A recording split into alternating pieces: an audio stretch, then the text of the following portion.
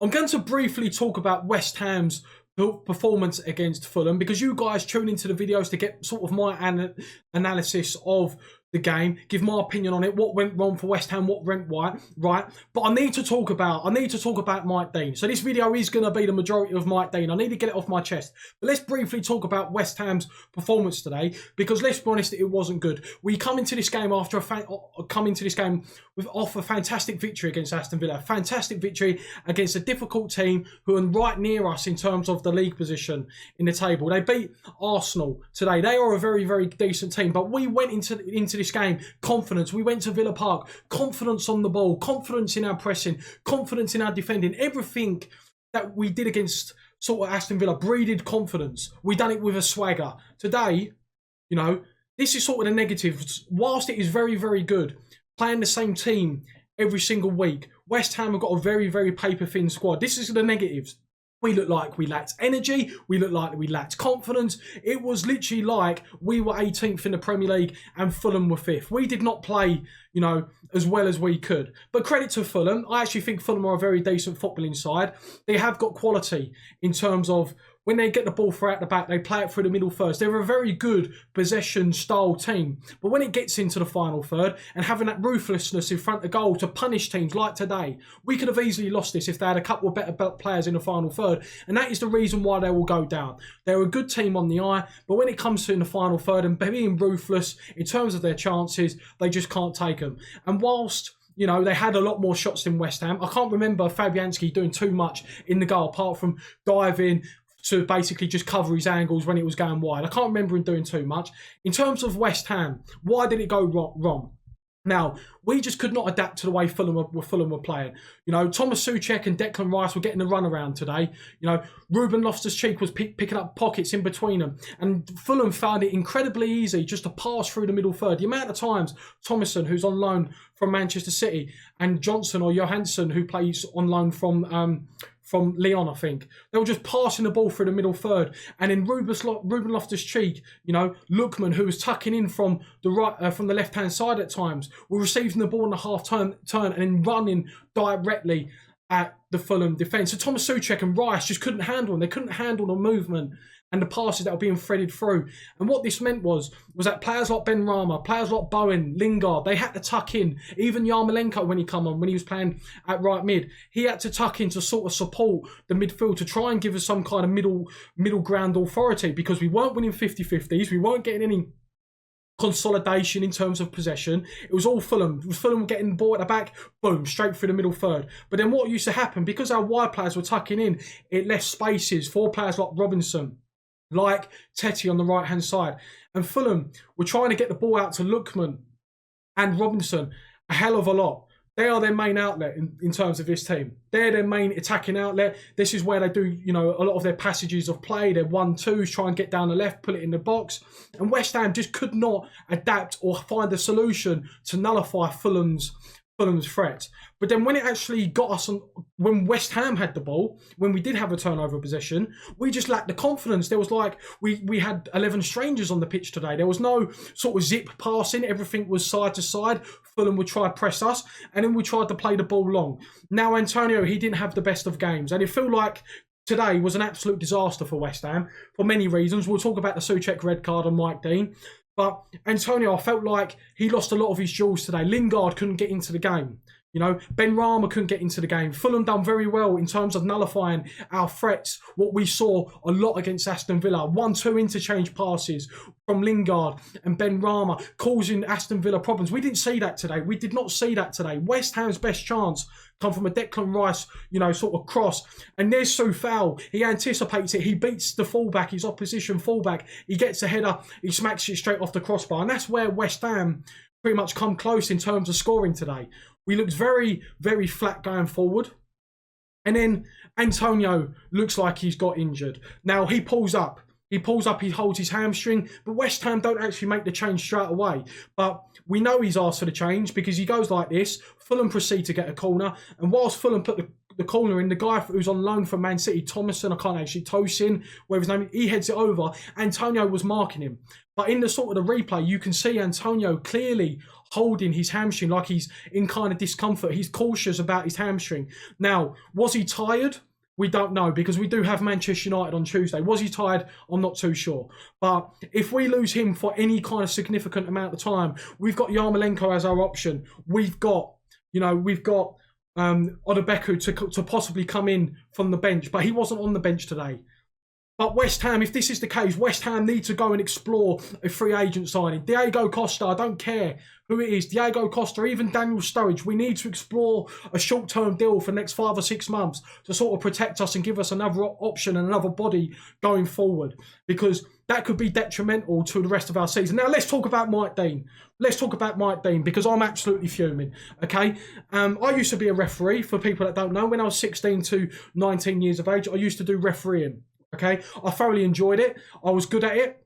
And when I was 16 years of age, I used to do adult football. Adults, 40-year-old men, you get a lot of verbal off those kind of age groups. And even when I've done kids football, you get more grief from the parents than you actually do maybe like the 15, 16-year-olds. I started doing academy football. Okay, it is very cliquey. Okay, academy football, I was just running the line and refereeing like Gillingham under 15, stuff like that. It is very cliquey in the FA, and I hate the FA. It's one of the reasons why I stopped refereeing. I don't like the way it's run, and Mike Dean, pretty much, he's just the definition of the FA, corrupt, because this guy loves attention.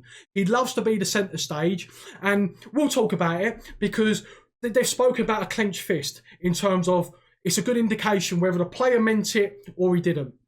Now, was Souček's fist clenched? Yes, we got taught at this. We got taught about players' fists being clenched, so I do understand why they brought that up. But in terms of him, hitting Mitrovic, he wasn't like this or like that in the direction of Mitrovic. Mitrovic, it's a free kick for West Ham. We're very good at free kicks. They've stuck their biggest lump in Mitrovic on our biggest lump in Souček, right? Sort of their best aerial, the best player in the air for them versus our best player in the air for him. He's sort of touch tight. He wants to keep Souček in the close proximity. He doesn't want him running off the back of him and scoring a goal. He wants to keep him close. So he's holding on to his shirt. He's close to him. He's trying to make sure he doesn't go.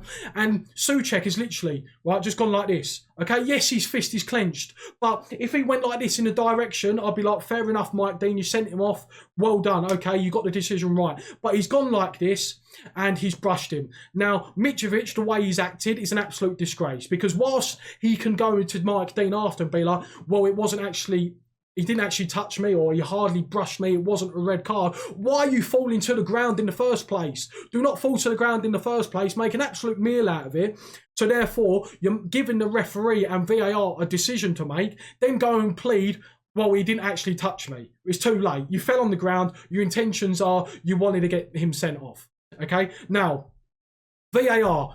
When it comes to VAR, clear and obvious. We always hear clear and obvious. They're looking at it free for 2 or 3 minutes. They have not got a clue whether it's red card, whether he means it, violent conduct, or it's just sort of, an altercation in terms of, it's nothing. So they go and get Mike Dean to go over. And I said to my dad, because I FaceTime him whilst I'm watching the games, and I'm like, he's going to send him off. He's going to send him off, because this is what Mike Dean does. He wants to be the centre stage. And for me, I absolutely detest the bloke. And I hope you can hear in my voice, because I'm absolutely fuming. Well, anyway, he goes over there. And even then, when we watch the games and we see a decision, a contentious decision, where VAR are looking at it for 2 or 3 minutes, but whether it's a red card, whether it's an offside goal, or whatever the decision may be, you could tell within the first 10 or 15 seconds, red card, goal. We can tell. The amount of times that I've watched a goal and been like, right, that's a red card, or that is a goal, 10 or 15 seconds after looking at it, and Mike Dean is literally sitting there for 2 or 3 minutes conversing with the people at Stockley Park, and he doesn't know whether it was a straight red or whether it was clear and obvious. Because if it was clear and obvious, he could look at it after 1 or 2 replays. Yep, okay, I think it's clear and obvious. It's a red card. He watched it 5, 6, 7, 8, 10 times and then decides, you know what, I'm going to send him off. Clear and obvious. This VAR, right, The people using it, it's awful. It's an absolute disgrace. They shouldn't have even gone and looked at it in the meeting anyway. But when you actually see the replay, when they actually pulls it on a still image, I don't even think he touches him. I think he brushes him. Even if I don't think he touches him. Okay, and for him to go over there and then decide, you know what, yeah, that's a red card, I'm absolutely baffled. Now, in terms of West Ham season, this is detrimental. Now, I will be very surprised if this gets overturned. I saw David Luiz's, right, against Wolves. It didn't get overturned. For me, I thought it was a very, very harsh red card, okay? I thought it was a harsh red card. The Southampton red card, Bednarek against Manchester United. I'm very surprised that got overturned just because it was Manchester United. It was never a penalty. It was a dive. He should never have been sent off. It was absolutely awful. But when you hear people like Peter Walton or, you know, people go on Sky Sports, one referee saying, you know, it's not a penalty. One referee is saying it's a penalty.